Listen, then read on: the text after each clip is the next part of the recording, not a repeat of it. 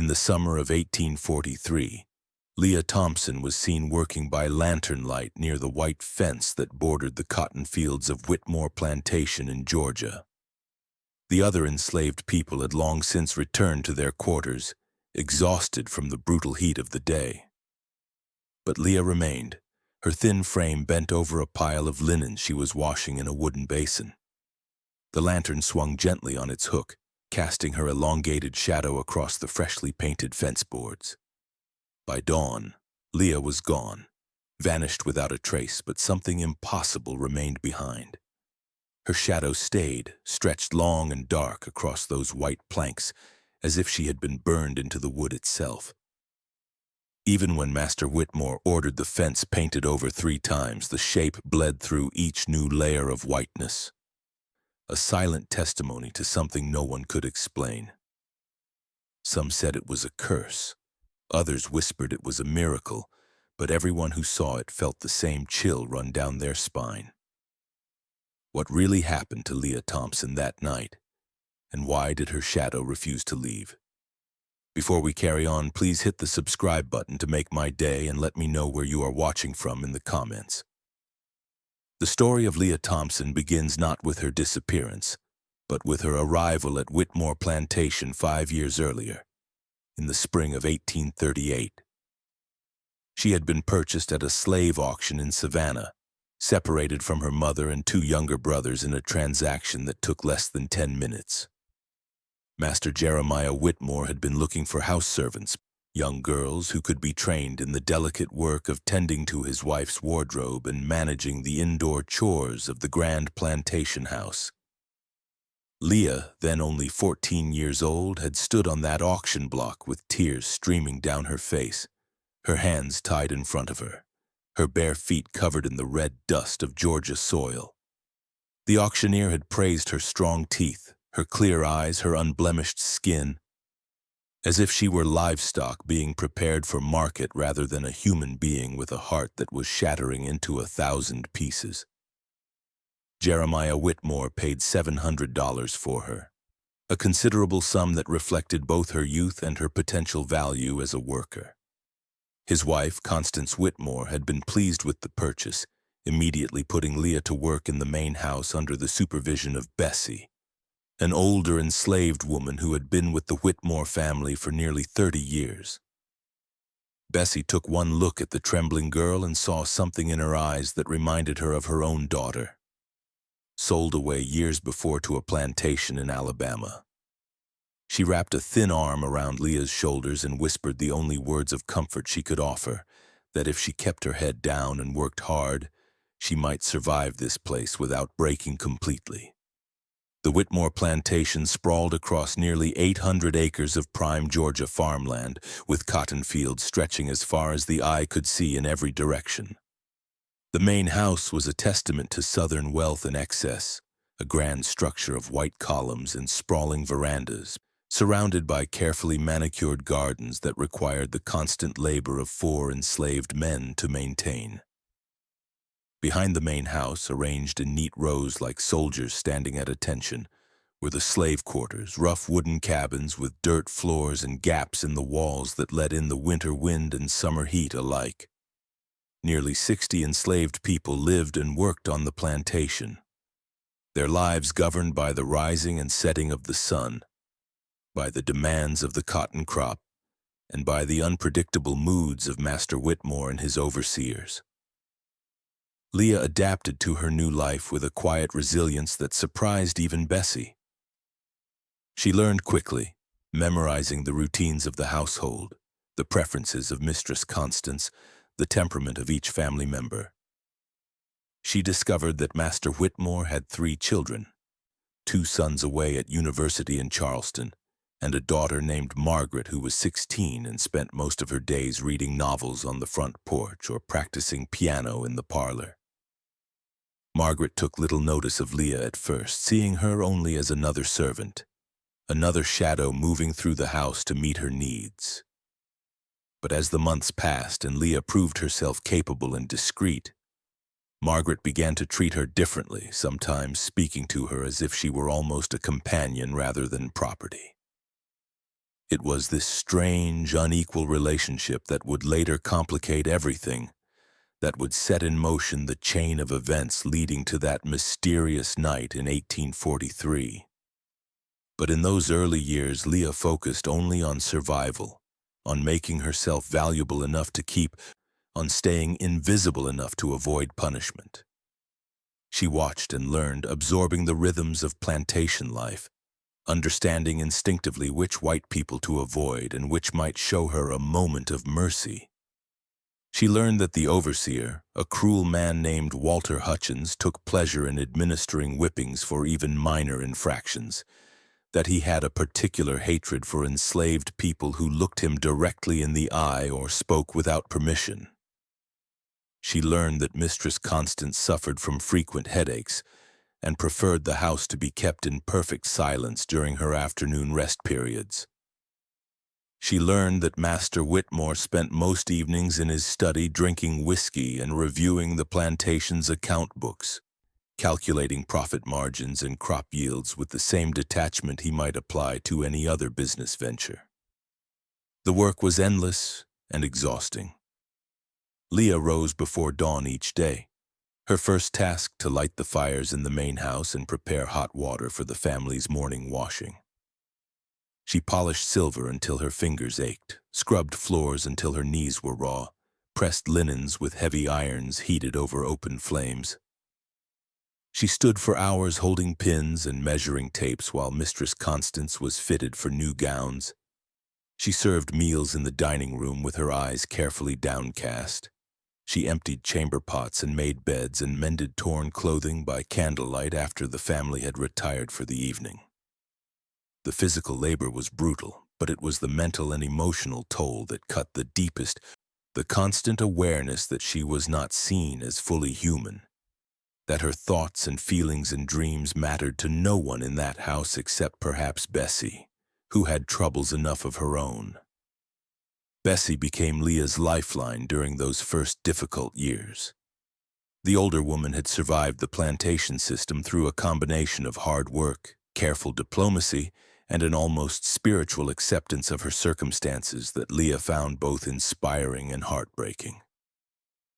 Bessie had borne 6 children, all of them sold away before reaching adulthood, and she spoke of them rarely, as if the memories were too painful to examine in the harsh light of day. But late at night, after the work was done and the 2 women sat together in the kitchen mending clothes or preparing vegetables for the next day's meals, Bessie would sometimes tell stories about her children, about the way her eldest son had loved to sing, about her youngest daughter's laughter that sounded like bells. These moments of vulnerability revealed the depth of Bessie's loss, the accumulated grief of a life lived in chains, and Leah absorbed these lessons about survival and sorrow like a young tree absorbing rain. It was Bessie who taught Leah about the Underground Railroad, though she never used those exact words. She spoke instead in careful metaphors and coded language, about birds that flew north in the winter, about certain stars that pointed the way to freedom, about safe houses and dangerous roads and the terrible risks involved in seeking something better. Bessie had never attempted escape herself, bound to the plantation by memories of her lost children and by a pragmatic understanding that at her age, she would likely die in the attempt. But she wanted Leah to know that options existed, that the world extended beyond the boundaries of Whitmore Plantation. That freedom was more than just a dream whispered among slaves in the dark hours before dawn. As Leah grew older and more experienced in the ways of the household, she began to notice things that troubled her deeply. She observed the way Master Whitmore sometimes looked at the younger enslaved girls, a hunger in his eyes that had nothing to do with labor or profit. She heard whispers among the other enslaved women about girls who had been called to the main house late at night and returned in the morning with torn clothing and hollow eyes. She learned that several of the lighter-skinned children working in the fields were rumored to be Master Whitmore's offspring, born to enslaved women who had no power to refuse his advances. This knowledge filled her with a deep, cold fear, a understanding that her body was not her own, that at any moment she might become another victim of a system that saw her as property to be used in any way her owner desired. The fear became reality in the spring of 1841, shortly after Leah's 17th birthday, though she had no real way of marking the passage of years except by the changing seasons and the growing heaviness in her heart. Master Whitmore had been drinking more heavily than usual, troubled by debts and poor cotton yields, and his temper had grown increasingly volatile. One evening, after a particularly difficult day during which he had whipped 2 field hands for working too slowly, he called Leah to his study. She went with dread pooling in her stomach, knowing from the looks exchanged between Bessie and the other household servants that something terrible was about to happen. What occurred in that study Leah would never speak of directly, not even years later when the memories had faded to bearable shadows. But when she emerged 2 hours later, her dress was torn, her face was blank with shock, and something fundamental had broken inside her. Bessie took one look at her and understood immediately, wrapping the girl in her arms and whispering fierce, angry prayers to a God who seemed very far away from Whitmore Plantation. That night marked a turning point for Leah, the moment when her quiet acceptance of her circumstances transformed into something harder and more dangerous, a smoldering rage that she learned to hide beneath a mask of compliance but that never truly went away. The assaults continued sporadically over the next 2 years, sometimes weeks apart, sometimes months, always preceded by the same sickening summons to the study or to one of the empty storage rooms in the upper floors of the main house.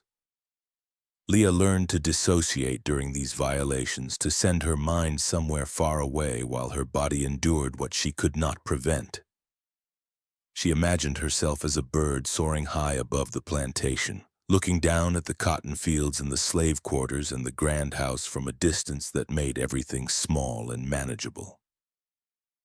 She imagined herself walking north through forests and across rivers, following the drinking gourd constellation toward freedom. She imagined a life where her body belonged to herself, where she could make choices about who touched her and how and when. During this dark period, Margaret Whitmore became an unexpected ally, though perhaps the word ally is too strong for what was ultimately a limited and self-interested form of protection. Margaret had grown into a young woman keenly aware of the social dynamics of plantation life, and she had noticed her father's attention to Leah with a mixture of disgust and embarrassment. While she could not openly defy her father or challenge the entire system of slavery that gave him absolute power over the people he owned, she could make small interventions that sometimes made a difference. She began requesting that Leah accompany her on long walks around the plantation grounds, claiming she needed company and assistance with her sketching hobby. She insisted that Leah sleep in a small room adjacent to her own bedroom rather than in the slave quarters, arguing that she needed someone nearby in case she felt unwell during the night. These arrangements were not motivated purely by kindness.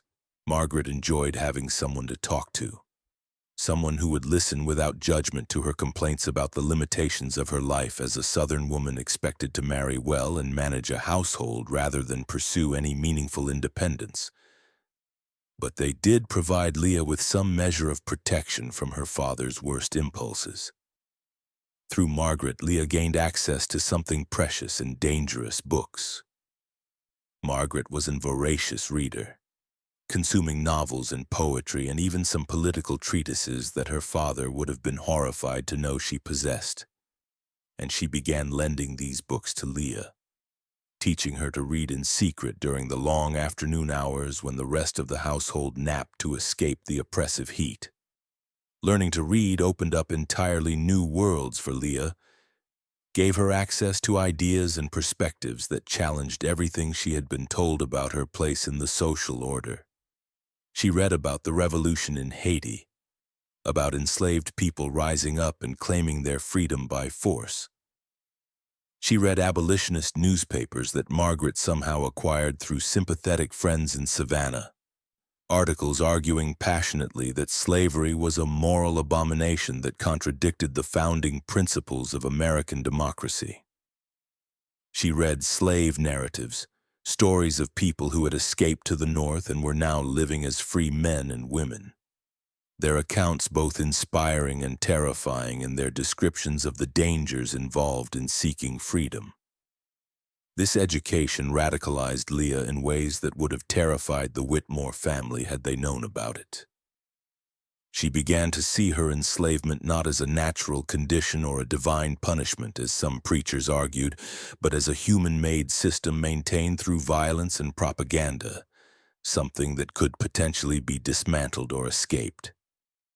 She began to pay closer attention to the geography of the plantation and the surrounding area, noting the distances between properties, the locations of roads and rivers, the patterns of patrol movements by the men hired to catch runaway slaves. She began to imagine, in concrete rather than abstract terms, what it might mean to leave, to risk everything for a chance at freedom. The opportunity came in the summer of 1843, though it was not an opportunity she had sought or planned for. Margaret Whitmore had fallen in love with a young man named Robert Sinclair, the son of a neighboring plantation owner, and the two families had arranged a marriage to take place in September. Margaret was both excited and terrified by the prospect, thrilled at the romance of it all, but anxious about leaving her childhood home and taking on the responsibilities of running her own household. She confided all of these feelings to Leah during their long walks and evening conversations, treating her sometimes more like a sister than a slave, though she never quite forgot the fundamental inequality that defined their relationship.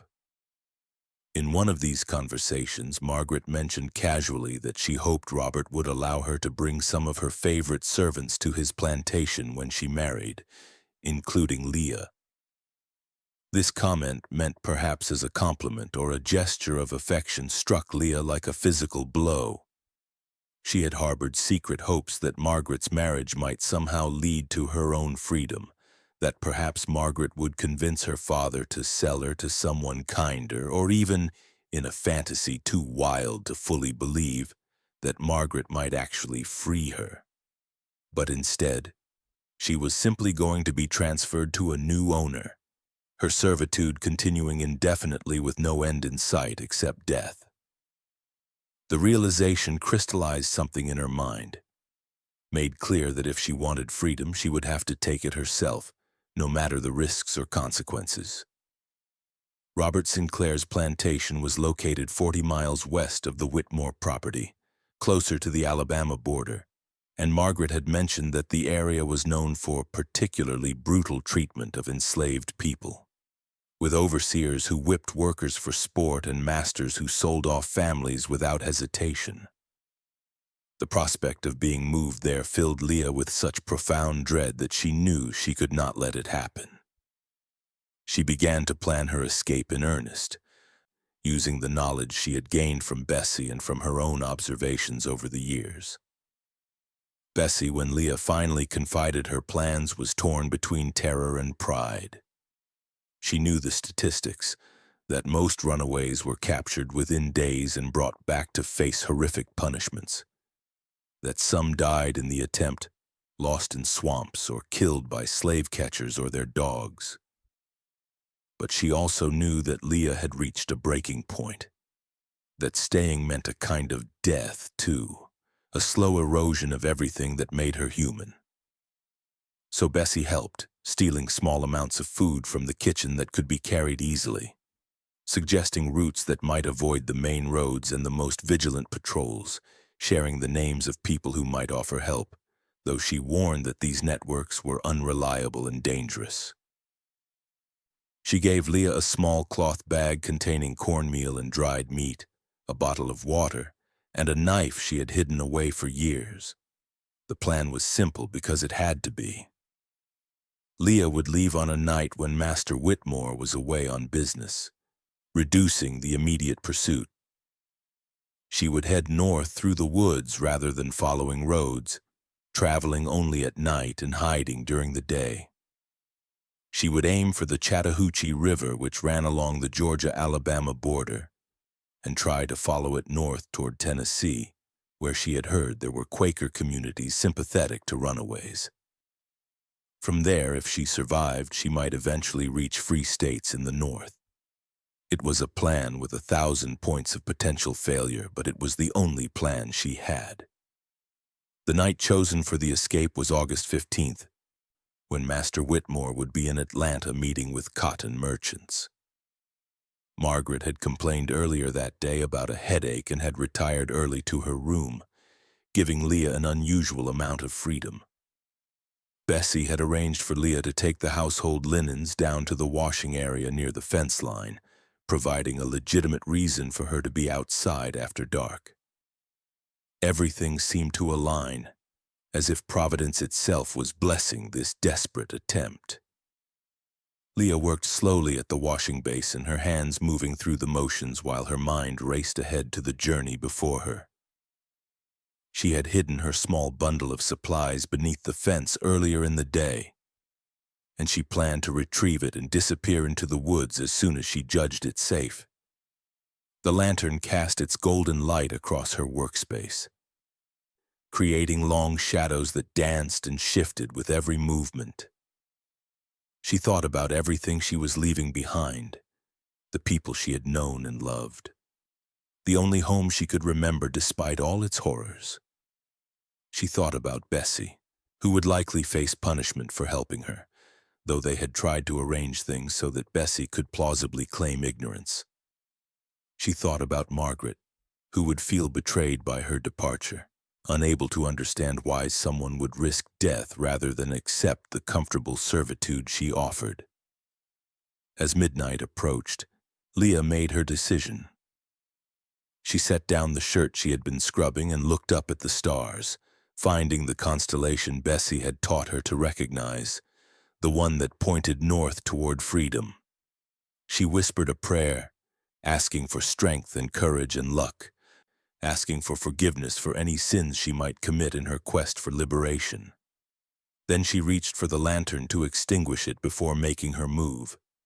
What happened next would become the subject of intense debate and wild speculation for generations. Some claimed that at the moment Leah reached for the lantern, a tremendous bolt of lightning struck nearby, illuminating the entire plantation with supernatural brightness despite the clear, starry sky. Others said they saw figures moving in the shadows beyond the fence, ghostly shapes that seemed to be reaching out toward Leah. A few insisted they heard singing, voices rising in a freedom song that seemed to come from everywhere and nowhere at once. The only facts that everyone agreed upon were these. Leah Thompson disappeared that night without a trace, and her shadow remained behind on the white fence boards, a permanent silhouette that defied all attempts to remove or explain it. When dawn broke and Leah's absence was discovered, panic spread through the plantation. Master Whitmore was summoned back from Atlanta immediately, and he arrived in a fury, demanding explanations and threatening violence to anyone who might have aided the escape. Bessie was questioned harshly, though she maintained she knew nothing about Leah's plans, and eventually Whitmore believed her, or at least decided that punishing her would not help him recover his property. Slave catchers were hired immediately, men with trained dogs who set out to track Leah through the woods, but they found nothing, no trail, no scent, no sign that she had passed through the forest at all. It was as if she had simply vanished into thin air. The shadow on the fence became apparent 3 days after Leah's disappearance. One of the field hands noticed it first, pointing it out to others with a mixture of fear and awe. There, stretched across 4 boards of the white wooden fence, was a perfect silhouette of a woman bent over a washing basin, captured in exquisite detail. You could see the curve of her back, the angle of her arms, even the texture of her hair wrapped in a kerchief. The shadow remained constant regardless of the position of the sun, never shifting or fading as natural shadows do. When people approached the fence, they reported feeling a strange coldness emanating from the wood, and some claimed they could hear the faint sound of water being splashed, as if invisible hands were still working at some eternal task. Master Whitmore was horrified by the shadow and ordered it removed immediately. The fence boards were scrubbed with harsh lye soap, but the shadow remained. The boards were sanded down, removing layers of wood, but the silhouette only seemed to grow darker and more defined. Finally, in desperation, the boards were painted over with thick white paint, 3 coats applied by nervous workers who refused to look directly at what they were covering. For a few days, it seemed that the shadow had been successfully hidden, buried beneath layers of bright whiteness. But then the shadow began to bleed through, first as a faint gray outline barely visible in certain lights, and then growing darker day by day until it was as prominent as ever. A ghostly image that seemed to mock all attempts to erase it. People began to avoid that section of fence, crossing to the other side of the path rather than walk too close to it. Some of the enslaved workers whispered that it was Leah's ghost, that she had died during her escape and her spirit had returned to haunt the place of her suffering. Others believed she had made some kind of supernatural bargain, trading her shadow for her freedom, leaving behind a piece of herself as a reminder of what she had endured. Margaret Whitmore was particularly disturbed by the shadow. She had felt genuine affection for Leah, or at least what passed for affection in the context of their deeply unequal relationship, and she struggled to understand why Leah had chosen to flee rather than accept the life Margaret had envisioned for her. She would sometimes stand near the fence at twilight, staring at the shadow and trying to make sense of what it meant. In her journal, which would be discovered years later, she wrote about feeling haunted by the image, about nightmares in which Leah spoke to her from within the shadow, accusing her of complicity in her suffering, of being part of the system that had destroyed her chance at a full and free life. The shadow became something of a local legend, attracting curious visitors from neighboring plantations who wanted to see the phenomenon for themselves. Some brought religious explanations, claiming it was a sign from God condemning the sin of slavery. Others offered scientific theories suggesting unusual chemical reactions in the wood or tricks of light and perception. But none of these explanations could account for the shadow's persistence or its unchanging nature. Photography was still a relatively new technology in the 1840s, but when daguerreotypes were made of the fence several years later, the shadow appeared in the images with perfect clarity, ruling out any possibility that it was merely an optical illusion. Master Whitmore's fortunes declined sharply after Leah's disappearance and the appearance of the shadow. Some attributed this to divine judgment, others to pure coincidence, but the facts were undeniable. Cotton yields fell for 3 consecutive years, plagued by unusually bad weather and infestations of bollworms. Several of his most valuable enslaved workers died from disease, and others became less productive, disturbed by the shadow and what it represented. Mistress Constance's health deteriorated rapidly, her headaches becoming more frequent and severe until she was bedridden more often than not. The family's debts mounted, and eventually Whitmore was forced to sell off portions of his land and some of his enslaved workers to cover his obligations. Bessie remained on the plantation through these difficult years, growing older and more frail, but somehow surviving when others did not. She never spoke publicly about Leah, maintaining the fiction that she had known nothing about the escape, but those who knew her well could see the quiet satisfaction in her eyes when she looked at the shadow on the fence.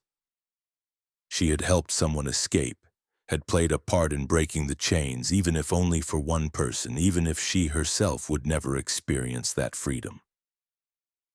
It was something to hold on to during the darkest moments, a small victory against an overwhelming system of oppression. The mystery of Leah's actual fate remained unsolved for many years. No one knew for certain whether she had successfully reached the north or had died in the attempt. There were occasional rumors, stories of a woman matching her description seen in Tennessee or Ohio, but none of these accounts were ever verified. Some speculated that the shadow itself was evidence that she had died, that her spirit was somehow trapped between worlds, unable to move on until justice was served or slavery was abolished. Others believed the shadow was a deliberate mark left behind intentionally as a sign of defiance, a way of saying that even though she was gone, she could never be completely erased from the place where she had suffered. The truth, as best as it can be reconstructed from scattered historical records and oral traditions passed down through generations, is probably more complex than either of these theories. It seems likely that Leah did successfully escape the immediate area around the plantation, probably with help from the informal network of people sympathetic to runaway slaves. Whether she made it all the way to free territory is unclear, but there are intriguing hints in abolitionist newspapers from the late 1840s and early 1850s about a young woman named Lee, who appeared at several speaking events, sharing her story of escape from Georgia and bearing unusual scars that matched descriptions of Leah's appearance. This Lee became a minor figure in the abolitionist movement, giving talks at churches and meeting halls, helping to raise money and awareness for the cause of emancipation. If this Lee was indeed Leah Thompson, and the evidence is suggestive though not conclusive, then she not only survived her escape but thrived in freedom, transforming herself from a victim of slavery into an advocate for its abolition. She would have been living proof that enslaved people were not the helpless, childlike creatures that pro-slavery propaganda described, but rather fully capable human beings who could think and plan and act with courage and determination when given the opportunity. Her story, told to audiences across the North, would have challenged the comfortable myths that allowed slavery to continue, forcing people to confront the reality of the system and their own complicity in it. But what of the shadow on the fence? How can we explain a phenomenon that seemingly defied natural law, that persisted for decades despite all attempts to remove it? Here we must acknowledge the limitations of historical knowledge and resist the temptation to impose our own explanations onto events that may remain fundamentally mysterious. Perhaps the shadow was exactly what it appeared to be, a genuine supernatural occurrence, evidence that the spiritual realm sometimes breaks through into the physical world in response to great suffering or injustice. Perhaps it was a more subtle phenomenon, a combination of wood grain patterns, chemical staining from the lantern oil, and the powerful psychological need of the people who saw it to find meaning and hope in Leah's disappearance, creating a shared interpretation that became as real as any physical fact. What matters most is not whether the shadow can be explained in purely materialistic terms, but what it meant to the people who encountered it, and what it continues to mean to those who learn about it today. For the enslaved people on Whitmore Plantation, the shadow became a symbol of resistance, proof that their suffering would not be forgotten, that those who sought freedom would leave a mark that could not be erased. For Margaret Whitmore and others in the slaveholding class, it became a source of unease and guilt, a reminder that their wealth and comfort rested on a foundation of human exploitation. For abolitionists who heard the story, it became a powerful metaphor for how the stain of slavery could not be painted over or ignored, how it would continue to haunt American society until the system was completely dismantled. The Civil War came less than 2 decades after Leah's disappearance, tearing the nation apart over the question of whether human beings could be held as property. Whitmore Plantation was occupied by Union forces in 1864, and the enslaved workers who remained there were officially freed by the Emancipation Proclamation and subsequent military victory. Bessie lived to see freedom, though she was by then nearly 70 years old and in poor health. She died in 1866, having spent her final years living in a small cabin on land she now legally owned, a tiny plot carved out of the plantation that had once held her in bondage. Before she died, she told stories about Leah to anyone who would listen, insisting that the shadow on the fence was a sign that justice would eventually come, that no system built on cruelty and exploitation could stand forever. The fence itself survived until the early 20th century, when the old plantation buildings were finally torn down to make way for new construction. But photographs and written accounts of the shadow had already spread far beyond Georgia, becoming part of African American folklore and historical memory. The image of Leah's shadow stretched across those white fence boards came to represent not just one woman's struggle for freedom, but the collective experience of millions of enslaved people whose stories were never recorded, whose suffering was never acknowledged, whose names were forgotten or deliberately erased from official histories. In the decades following the Civil War, during the difficult period of Reconstruction and then the long, dark years of Jim Crow segregation, stories like Leah's took on renewed significance. They reminded Black Americans that resistance to oppression had a long history, that their ancestors had never passively accepted their bondage, but had fought against it in countless ways, both large and small. They provided a connection to a past that others tried to romanticize or distort, preserving the truth about what slavery had really been like and honoring those who had paid the ultimate price in seeking their freedom. Modern historians and researchers who have investigated the Leah Thompson story have found fragments of documentation supporting its basic outline. There are records of Master Jeremiah Whitmore purchasing a young enslaved girl in Savannah in 1838, though the auction documents list her only as Negro female, age approximately 14, with no name recorded. There are letters from the period mentioning a runaway slave from the Whitmore property in August of 1843, and references to unusual phenomena on the plantation that disturbed the workers. There are even a few accounts written by visitors to the plantation who specifically mention seeing a strange shadow on a fence, though they offered various interpretations of what might have caused it. But the most compelling evidence comes not from official documents, but from the oral traditions preserved in African American communities throughout Georgia and the broader South. Descendants of enslaved people who lived on neighboring plantations or who had family connections to Whitmore Plantation passed down stories about Leah across generations, keeping her memory alive when official history had no interest in recording it. These stories varied in their details, some describing her as a tragic figure who died seeking freedom, others portraying her as a victorious heroine who escaped to the north. But all agreed on the central facts: that she had been enslaved, that she had suffered terribly, that she had refused to accept her bondage, and that she had left behind a sign that could not be erased.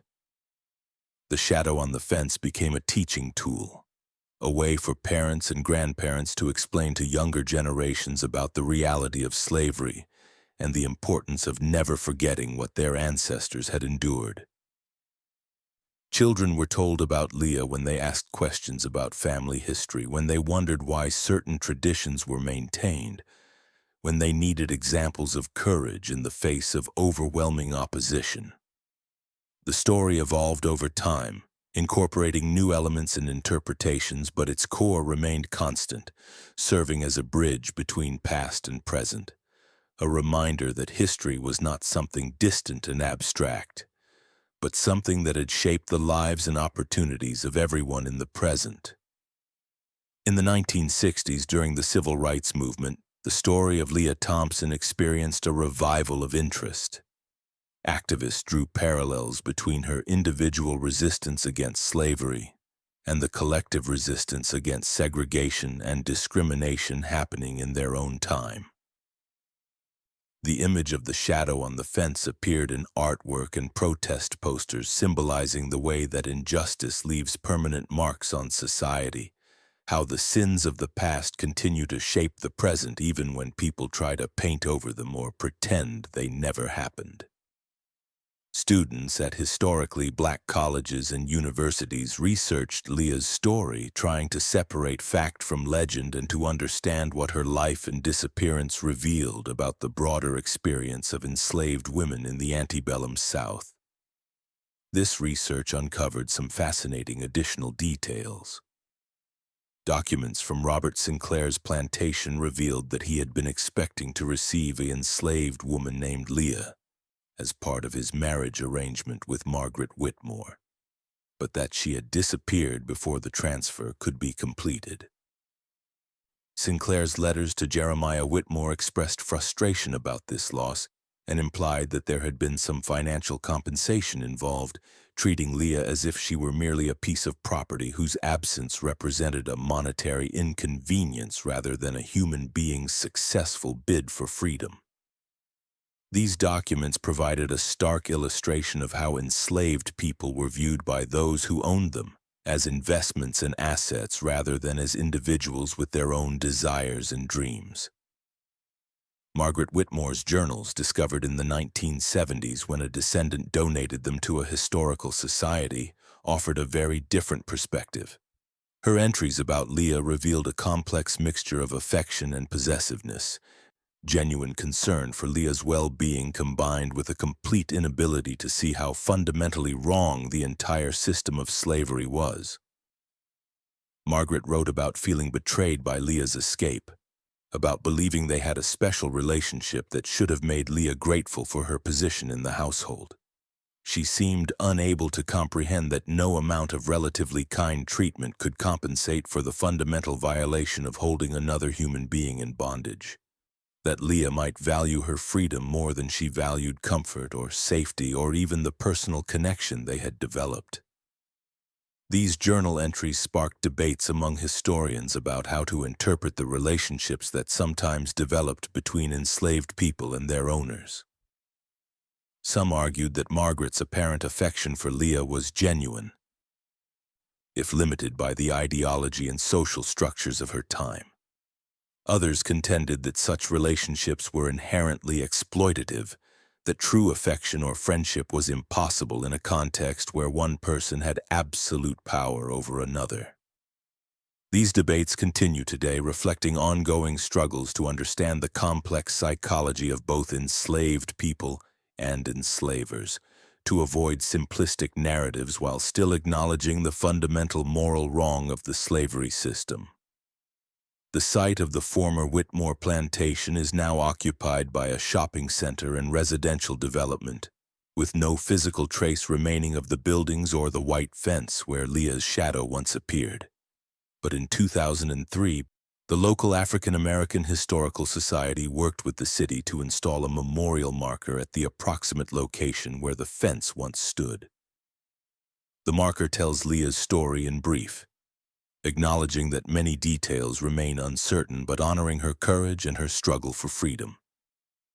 It includes an artistic representation of the shadow, a stylized silhouette of a woman bent over her work, and a quote that has been attributed to Leah, though there is no historical evidence she actually said it. "They can own my body, but they cannot own my spirit, and when I am free I will leave my mark where all can see it." This memorial has become a place of pilgrimage for some, a site where people come to reflect on the history of slavery and its ongoing legacy. Visitors leave flowers and small offerings. They take photographs and share them on social media. They bring children and tell them about Leah and about the millions of other enslaved people whose stories are not commemorated with markers or monuments. The memorial serves as a reminder that history is not just about famous battles and prominent leaders, but also about ordinary people who made extraordinary choices under impossible circumstances, people like Leah Thompson who risked everything for a chance at freedom. Educational programs in local schools now include lessons about Leah and about slavery more broadly, using her story as a way to make abstract historical concepts more concrete and personal for students. Teachers report that the story resonates particularly strongly with young people, who can imagine themselves in Leah's position, Who can understand the courage it would take to walk away from everything familiar and venture into dangerous, unknown territory in pursuit of something better? These lessons help combat the sanitized versions of history that sometimes appear in textbooks, versions that downplay the violence and brutality of slavery, or that focus exclusively on white historical figures while ignoring the experiences and contributions of Black Americans. The mystery of what actually happened to Leah continues to generate interest and speculation. Amateur historians and genealogists have attempted to trace her possible movements after leaving Whitmore Plantation, looking for records that might confirm she reached the North or reveal her fate if she did not survive the journey. Some believe they have found her in census records from the 1850s, living under a different name in Ohio or Pennsylvania, married and raising children in freedom. Others think she may have died during her escape and that the shadow on the fence was indeed a supernatural phenomenon, her spirit refusing to rest until slavery was abolished. Still others suggest she might have made it to Canada, where many formerly enslaved people settled after escaping, building new lives far from the reach of American slave laws. What we can say with certainty is that Leah Thompson's story, whether the shadow was literally supernatural or metaphorically significant, touches on themes that remain relevant today. It speaks to the human desire for freedom and dignity, to the ways that oppressed people resist their oppression even when the odds seem overwhelming, to the psychological and spiritual costs of systems that dehumanize some people for the benefit of others. It reminds us that history is made up of individual choices and individual suffering, not just broad social forces and economic trends. Every enslaved person was a unique individual with their own story, their own dreams, their own strategies for surviving or escaping their bondage. The legacy of slavery continues to shape American society in profound ways, from patterns of wealth and poverty that can be traced directly to the era when some people were property, while others profited from their labor, to ongoing struggles over how to remember and teach about this painful history. The story of Leah Thompson and her shadow on the fence offers one way to engage with this legacy, to make it personal and immediate rather than abstract and distant. When we imagine Leah washing clothes by lantern light on that August night in 1843, when we picture her making the terrifying decision to flee into the unknown darkness, we are forced to confront the reality of what slavery meant for the human beings caught within it. Her shadow, whether it was a genuine supernatural occurrence or a phenomenon that can be explained through natural causes, served a crucial function for the people who saw it and the people who heard about it. It testified that Leah had existed, that her suffering had been real, that her choice to seek freedom mattered. In a system designed to erase the humanity and individuality of enslaved people, to reduce them to nameless units of labor, the shadow insisted on Leah's personhood, on her significance as someone whose story deserved to be remembered and honored. Today, more than 180 years after Leah's disappearance, we still do not know for certain what became of her, or what caused her shadow to remain on that white fence. Perhaps we never will. But the enduring power of her story suggests that some questions are worth asking even when we cannot answer them definitively. That some mysteries point toward truths that are more important than mere facts. Leah Thompson, enslaved girl who left her shadow hanging on the fence, reminds us that every person matters, that resistance against injustice takes many forms, and that the past is never really past as long as its effects continue to shape our world. The shadow has faded from physical reality, painted over and eventually destroyed along with the fence itself, but it persists in memory and in the commemorations that honor Leah's story. It appears in paintings and poems, in academic papers and family stories, in the memorial marker that stands near where she once worked by lantern light. It has become a symbol that transcends its historical origins, representing not just one woman's escape from slavery, but the broader African American experience of resistance, survival, and the long struggle toward justice and equality. When people visit the memorial site today, they often report feeling a strange sense of connection to Leah, as if her presence somehow lingers in that space despite all the changes that have transformed the landscape. Some describe it as a feeling of sadness mixed with hope, a recognition of how terrible the past was combined with gratitude that such conditions no longer exist legally, even though their echoes continue to reverberate through society. Others speak of feeling inspired by Leah's courage, of drawing strength from her example when facing their own challenges and obstacles. The memorial has become a place where people come to reflect on questions of freedom and justice, to consider what they might have done in similar circumstances, to honor those who suffered and those who resisted. The story of Leah Thompson and the shadow on the fence ultimately asks us to remember, to bear witness, to ensure that the people who lived through slavery are not forgotten or reduced to statistics and generalities.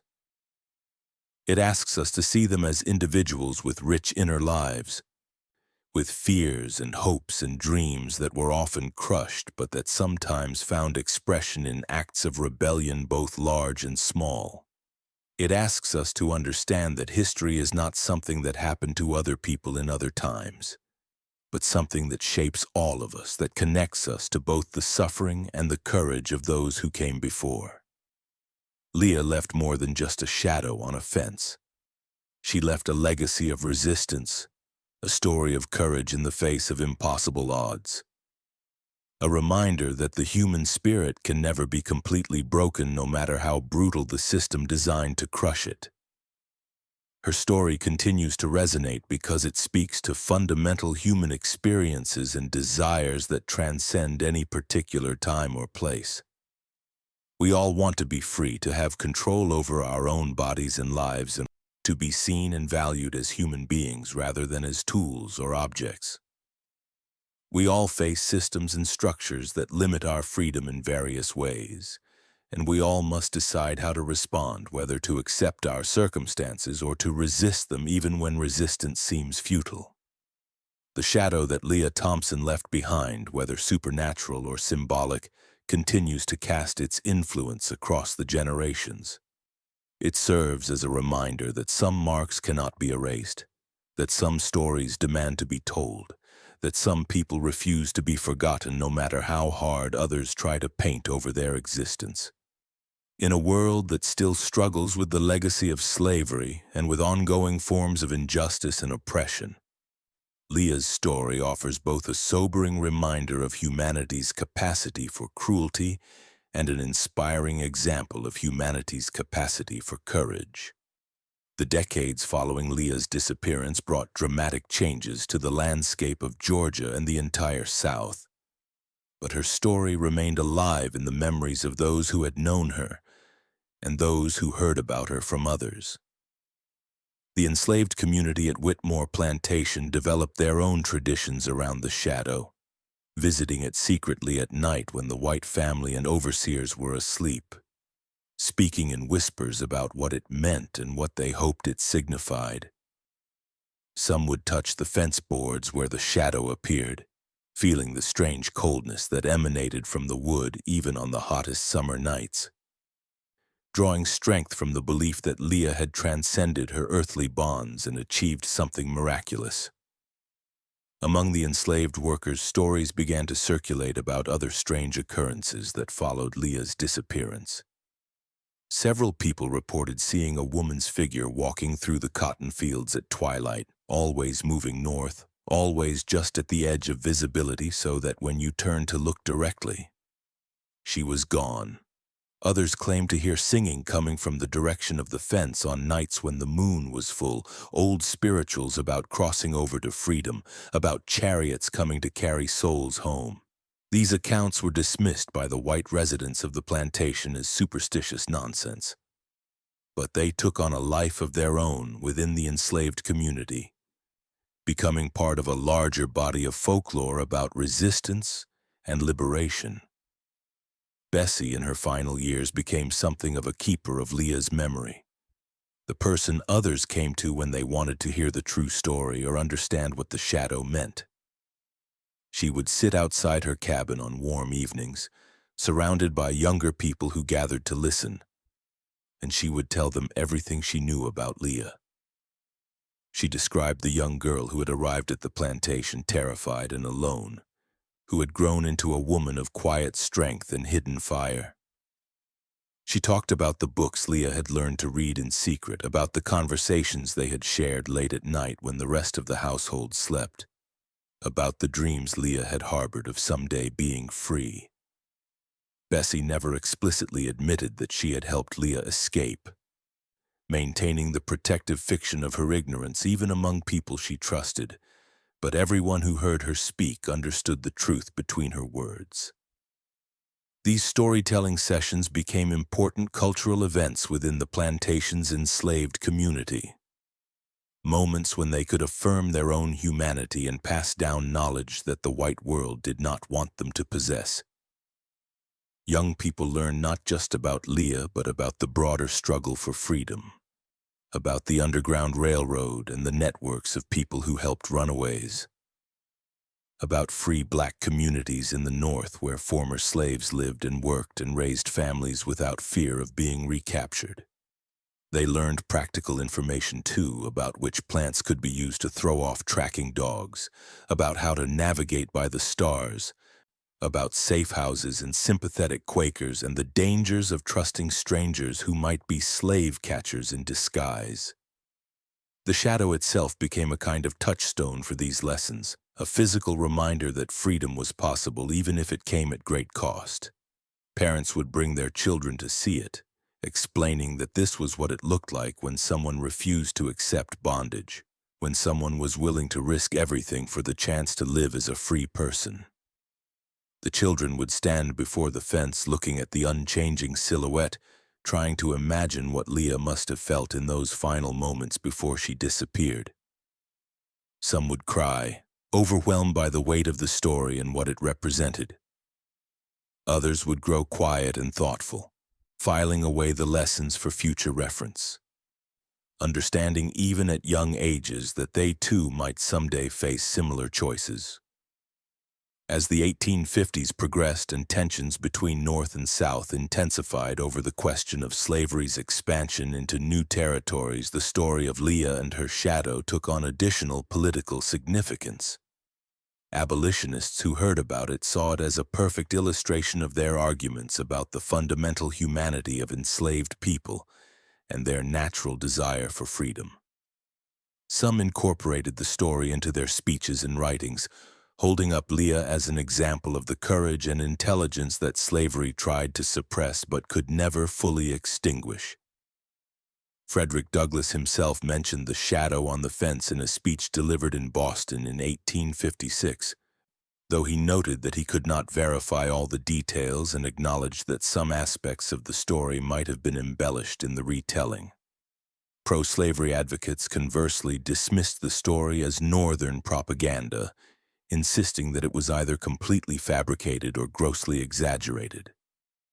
They argued that well-treated slaves had no reason to run away, that the very existence of runaways proved only that some enslaved people were ungrateful, or had been corrupted by abolitionist agitation.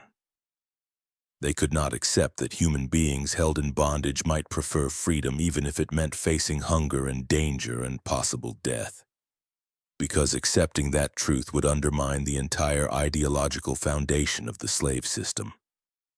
So they told themselves and others that Leah must have been mentally unstable or had been kidnapped by abolitionists, anything to avoid confronting the reality that she had chosen to leave of her own volition. The Civil War brought Union troops to Georgia in 1864, and when they arrived at the former Whitmore plantation, now much reduced in size and prosperity, they found the enslaved workers eager to share stories about their experiences. Several soldiers recorded their impressions in letters and diaries, and multiple accounts mention the shadow on the fence, describing it as one of the most eerie and moving things they had encountered during their service.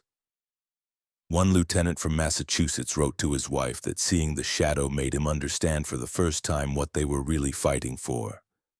That it was not just about preserving the Union, but about ending a system that had caused such profound suffering to so many people. The newly freed workers stayed on the plantation initially, having nowhere else to go and lacking the resources to start over somewhere new.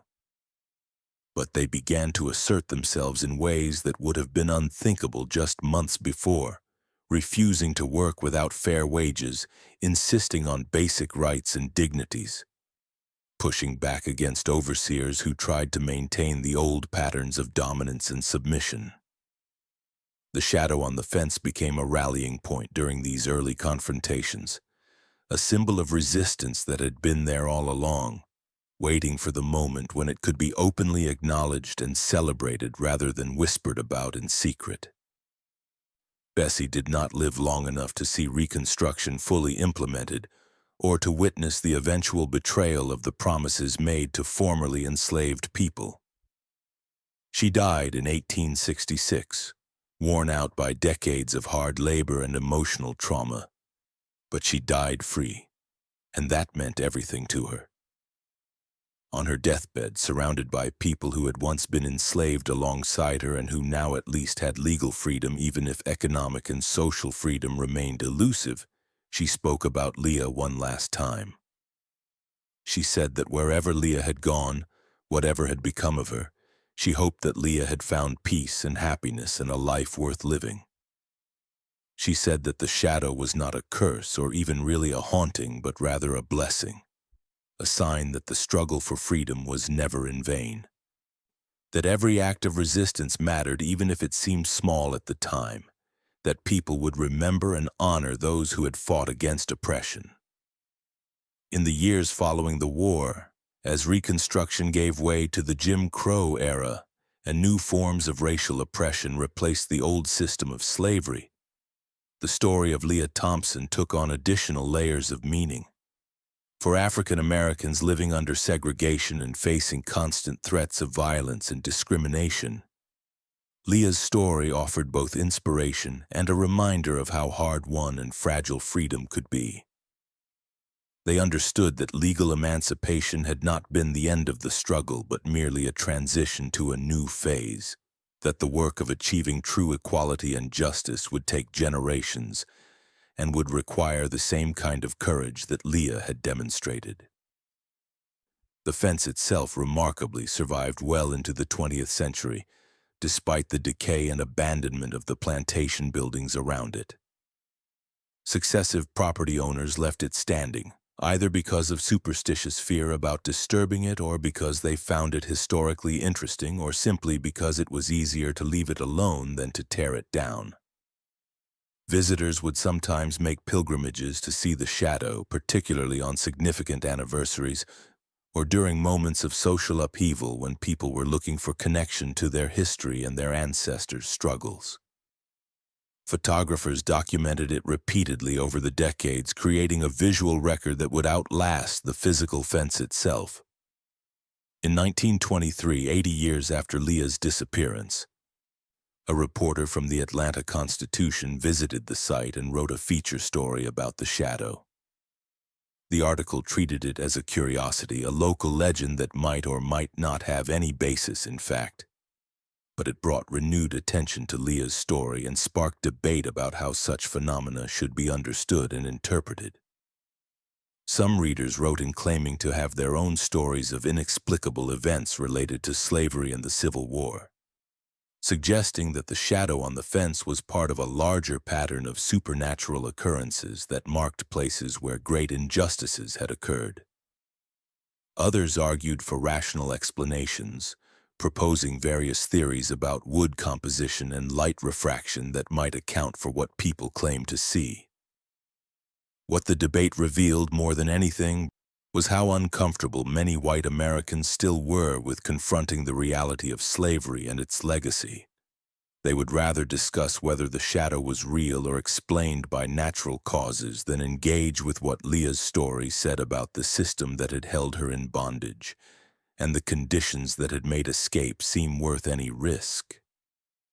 They could marvel at the mysterious shadow while still avoiding the difficult questions about complicity and responsibility, about how their own ancestors might have participated in or benefited from slavery, about what obligations the present generation might have to address the ongoing effects of historical injustice. African American readers and visitors to the site had no such luxury of detachment. For them, the shadow was intensely personal, a connection to their own family histories, a reminder of grandparents and great-grandparents who had endured slavery and fought for freedom in whatever ways they could. Many reported feeling a profound emotional response when seeing the shadow in person, as if Leah's presence was somehow palpable, as if she was speaking across the generations to tell them to keep fighting, to never accept injustice, to believe in the possibility of change even when circumstances seemed hopeless. The Great Depression of the 1930s brought new hardships to Georgia and particularly to the African American community, which had never fully recovered from slavery and Reconstruction, and now faced economic devastation on top of ongoing racial discrimination. During this period, the story of Leah Thompson was sometimes invoked as a reminder that their ancestors had survived even worse conditions, that resilience and determination were part of their heritage. Church services would sometimes include references to Leah and her shadow, positioning her as a kind of folk saint, someone who had suffered and struggled and ultimately transcended her earthly trials in a way that offered hope to those still struggling. The Federal Writers Project, part of the New Deal programs designed to provide employment during the Depression, included an initiative to collect oral histories from formerly enslaved people who were still alive in the 1930s. Several of these interviews included references to the shadow on the fence at what had been Whitmore Plantation, with elderly respondents sharing stories they had heard as children from people who had been there when Leah disappeared. These accounts varied in their details but agreed on the essential facts, confirming that the story had a genuine historical foundation even if some elements had been embellished or mythologized over time. One particularly poignant interview was conducted with a woman named Clara Washington, who claimed to be the daughter of one of Leah's close friends from the plantation. Clara, then 92 years old and living in a small house outside of Macon, Georgia, said that her mother had spoken often about Leah, describing her as someone who had fire in her eyes even when she was being beaten down, someone who never really accepted her enslavement even when she appeared to submit to it. Clara's mother had apparently been one of the people who gathered at the fence on the night Leah disappeared, though she always claimed she had seen nothing unusual and had no knowledge of any escape plans. Clara herself had never seen the shadow but had heard about it throughout her childhood, and she expressed confidence that it was real, and that it represented Leah's spirit refusing to be forgotten. The civil rights movement of the 1950s and 60s brought Leah's story back into prominence as activists searched the past for examples of resistance to inspire their contemporary struggles. The shadow on the fence appeared in artwork created for the movement, transformed into a powerful symbol that could be recognized and understood immediately by those familiar with the story. Posters showing a silhouetted figure with the caption, "We will not be erased," or "Our shadows remain," circulated at protests and demonstrations, connecting the fight against segregation to the longer history of Black resistance against oppression. Student activists who participated in sit-ins and freedom rides would sometimes invoke Leah's name, saying they were following in her footsteps, continuing the work she had begun when she walked away from Whitmore Plantation into the uncertain darkness. The comparison was particularly apt because both Leah's escape and the civil rights activism of the 60s required participants to face the very real possibility of death or severe injury in pursuit of freedom and justice. Just as Leah had not known whether she would survive her journey north, civil rights workers could not know whether they would be beaten or killed by segregationists and police officers determined to maintain white supremacy. Yet they went forward anyway, drawing courage from the examples of people like Leah who had made similar choices in earlier eras. The physical fence finally collapsed in 1968, victim to decades of weather exposure and the general decay of the abandoned plantation site. By that time, the area had become overgrown with vegetation, and the old buildings had deteriorated to the point where they were dangerous to enter. Local officials discussed what to do with the property, with some arguing it should be preserved as a historical site and others contending that it should be cleared and developed for commercial use. The debate went on for years, during which time the fence boards where the shadow had appeared simply rotted away, returning to the soil from which the trees had originally grown. But before the fence disappeared completely, a local historian named Marcus Cleveland managed to preserve several of the boards that had held the shadow, carefully removing them and treating them to prevent further decay. Cleveland, an African-American man who had grown up hearing stories about Leah from his grandmother, believed passionately that the physical evidence should be maintained for future generations. He stored the boards in his basement, wrapped in protective cloth, where they remained for nearly 2 decades while he tried unsuccessfully to interest museums or historical societies in acquiring them. Cleveland's preservation efforts paid off in the late 1980s when a new generation of historians began to focus more seriously on slavery and African American history, moving beyond the sanitized versions that had dominated textbooks for decades. A museum dedicated to African American history and culture in Atlanta agreed to accept the fence boards as part of their permanent collection, and they were put on display in an exhibit about slavery and resistance in Georgia. The shadow was still visible on the wood, though much faded from how it had appeared in photographs from earlier decades, and visitors to the museum could stand before it and connect with Leah's story in a tangible way.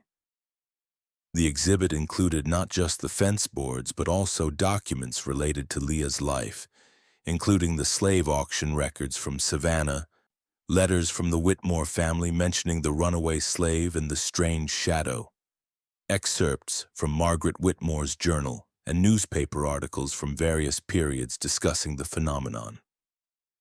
There were also artistic interpretations of the story, paintings and sculptures created by contemporary African American artists who had been moved by Leah's courage and wanted to honor her memory through their work.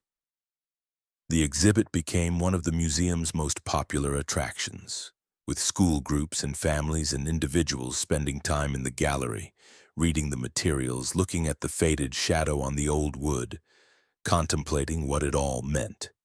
Educational programming built around the exhibit helped to contextualize Leah's story within the broader history of slavery and resistance.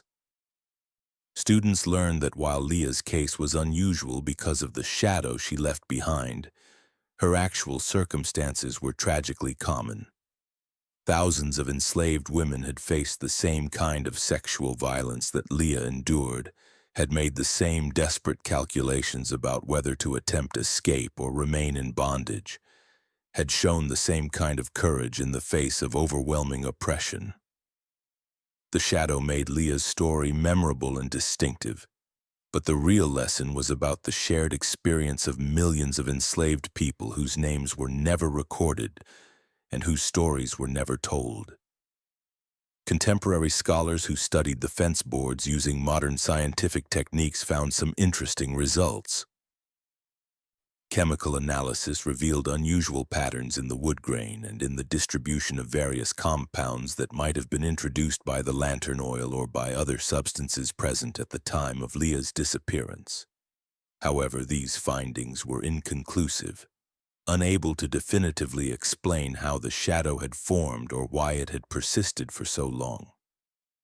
Some researchers suggested that the prolonged presence of the lantern light combined with specific properties of the wood and paint might have created a kind of photochemical reaction that permanently darkened certain areas, Others remained skeptical of purely naturalistic explanations, pointing out that no one had been able to reproduce the effect experimentally despite multiple attempts. The question of what actually happened to Leah Thompson after she left Whitmore Plantation remained unresolved, though new research in the 1990s and 2000s uncovered additional clues. Genealogists working with databases of census records, ship manifests, and other historical documents found several women named Lee or Leah who appeared in northern states in the late 1840s and early 1850s, any of whom might have been Leah Thompson living under an assumed name. One particularly promising lead involved a woman named Leigh Ann Gordon, who appeared in Philadelphia in 1849, listed in city directories as a seamstress, and later as a proprietor of a small boarding house. Records indicated she was married to a man named James Gordon, a free black man who worked as a carpenter, and that they had 3 children together. Researchers attempting to verify whether this Leigh Ann Gordon was indeed Leah Thompson faced significant challenges. Enslaved people often had no official records of their births or early lives, making it nearly impossible to trace them definitively once they adopted new identities. The Leigh Ann Gordon in Philadelphia had no recorded history before 1849, which was consistent with someone who had escaped from slavery and was trying to build a new life. She was approximately the right age, and physical descriptions from various documents suggested she matched what was known about Leah's appearance. But without DNA evidence or more concrete documentation, the connection remained speculative rather than proven. What added weight to the theory was a letter discovered in 2006 in a collection of papers donated to a historical society by descendants of a prominent abolitionist family. The letter, dated 1852, was written by a woman identifying herself only as L and addressed to someone she called Sister B, describing her new life in the North and expressing gratitude for help she had received during her escape. The letter included details that matched the geography and circumstances of Leah's flight from Whitmore Plantation, and it mentioned leaving behind something precious that she hoped would remind others of her struggle. While the letter did not explicitly mention a shadow or a fence, the phrasing was suggestive enough that researchers believed it might have been written by Leah Thompson to Bessie. If this interpretation is correct, and if Leigh Ann Gordon was indeed Leah Thompson, then her story had a far happier ending than many slave narratives. She would have successfully made it to freedom, established a new identity, married a good man, raised children who were born free rather than into slavery, and lived to see the abolition of slavery and the Union victory in the Civil War. She would have spent her final years in a world very different from the one she had known as a young woman on Whitmore Plantation, a world where she had legal rights and protections, where she could walk freely without fear of being recaptured, where her children and grandchildren could pursue education and opportunities that had been denied to her. But even if Leah did achieve this kind of happy ending, the shadow she left behind suggests that she never forgot where she came from or what she had endured. The permanence of that shadow, its resistance to all attempts to erase or explain it away, speaks to the lasting impact of trauma and suffering, to the way that some experiences leave marks that can never be completely removed. Leah might have built a good life in freedom, but part of her remained forever on that Georgia plantation, frozen in the moment of her final night in bondage. A testimony to what she had survived and what she had overcome. The memorial dedicated in 2003 at the site of the former plantation has become an important landmark for people interested in slavery history and African American heritage. Local activists and educators have worked to ensure that the memorial is well maintained and that educational materials about Leah and about slavery in Georgia more broadly are readily available to visitors. School groups regularly make field trips to the site, and the memorial has been incorporated into heritage tourism initiatives that aim to help people understand the full complexity of Southern history, rather than the romanticized versions that dominated for so long. On the anniversary of Leah's disappearance, August 15th, a small ceremony is held at the memorial each year. Descendants of enslaved people who lived on Whitmore Plantation and surrounding properties gather to share stories and honor the memory of those who suffered under slavery. There are readings of slave narratives, performances of spirituals and freedom songs, and moments of silence for reflection. These annual gatherings have become important community events, opportunities for people to connect with their history and with each other, to ensure that stories like Leah's are not forgotten or minimized. Young people who attend these ceremonies often report feeling changed by the experience, coming away with a deeper understanding of their heritage and a stronger sense of connection to the struggles of their ancestors. Some describe feeling Leah's presence at the memorial not in a frightening way but as a kind of blessing or encouragement, as if she is pleased that her story is still being told and that people are learning from her example. These experiences, whether attributed to genuine spiritual phenomena or to the power of place and story to evoke strong emotions, demonstrate that Leah's legacy remains vital and meaningful more than 180 years after her disappearance. The story has also inspired creative works beyond the visual art displayed in museums. Several novels have been written that incorporate Leah's story or use it as inspiration, imagining what her life might have been like before and after her escape. Playwrights have created dramatic interpretations of her final night at the plantation and her possible journey north.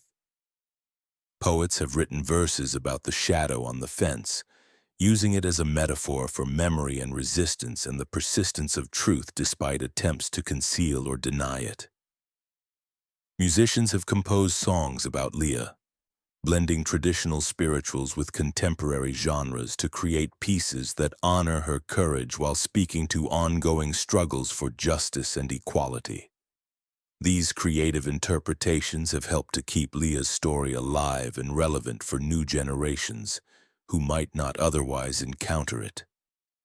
A young person who reads a novel featuring Leah as a character, or who hears a song about the shadow on the fence, might be inspired to learn more about the historical reality behind the fiction, to research slavery and the Underground Railroad and the many forms that resistance took.